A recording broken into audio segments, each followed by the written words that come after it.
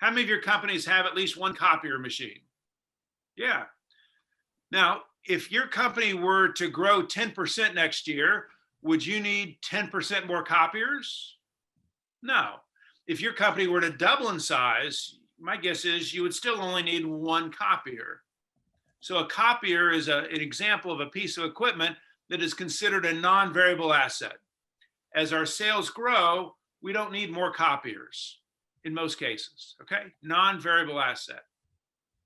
All right, so we understand net profit, we understand debt versus equity, we understand variable asset percentage. And I should, in terms of variable asset percentage, for most companies, it's a high percentage. 80, 90% of our assets tend to be variable assets. Very common. Okay, so now we have all the information that we need to calculate our sustainable growth rate. I'm going to walk you through 3 different examples of calculating sustainable growth rate. 3 different examples. And my interest here is twofold. Number one, I want you to understand the math.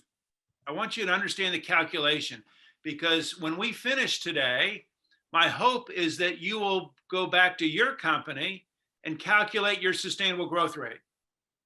And you got to understand the math to be able to do that. So number one, I want you to understand the math. Secondly, and maybe more importantly, I want you to understand what this number is telling us. I want this to be intuitive in terms of what determines how fast you can grow your company. Because that's the big question. How fast can I grow my company safely? I want you to understand that. All right, so Natalie, let's go down a little further here as everybody's following along. So we're going to do scenario A, scenario B, scenario C. Okay. And yes, John, variable asset percentage plus non-variable asset percentage equals 100%. Yep, thank you. So for scenario A, you can fill this in as we go on your piece of paper. Scenario A, we're gonna assume that we have 10% net profit. So where it says net profit percentage, put 10%. Natalie, go up just a second here. So under net profit percentage, put 10% for scenario A. Also under scenario for debt, put 50%, and for equity, put 50%. So 50% debt, 50% equity. Half of our money that we have, we borrowed, half of our money was invested. And for variable asset percent, we're going to use 90%. 90% of our assets are variable. 10% net profit, 50% debt, 50% equity, 90% variable asset percentage. So now we have all the information we need to calculate our sustainable growth rate. And again, all we're doing is taking that complicated formula on the top of your page and breaking it into small pieces. So step number one is to divide B by C. Well, B is our debt, that's 50%. C is our equity, that's 50%. So 50 divided by 50 equals 1. So write down 1 under scenario A, step number 1 equals 1. I told you this would be simple. Step number 2, we're going to add 1. 1 plus 1 equals, David, how much? 2. 2, very nice. Step number 2 equals 2. Step number 3, we're going to multiply step number 2 times A. A is 10%.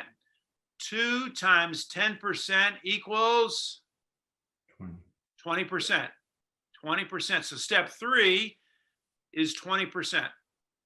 All we're doing again is taking that formula on the top of the page and breaking it into small bite-sized pieces. Step number 4, we're going to take D, which is 90%, minus step 3, which was 20%.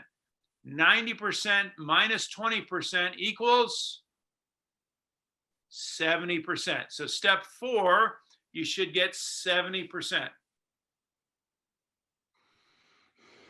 Step 4 is 90% minus 20%, 70%. And then finally, step. What is NPM percentage in the formula? Net profit margin. Thank you for asking. Net profit margin. Same thing as net profit percentage.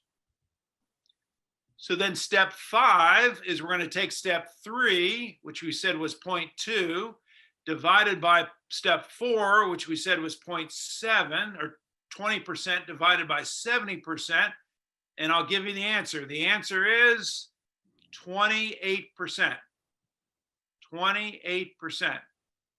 That's our sustainable growth rate for scenario A. So what is that telling us? That's telling us that if this were our company, over the next 12 months, we could safely grow our revenue 28% versus last year.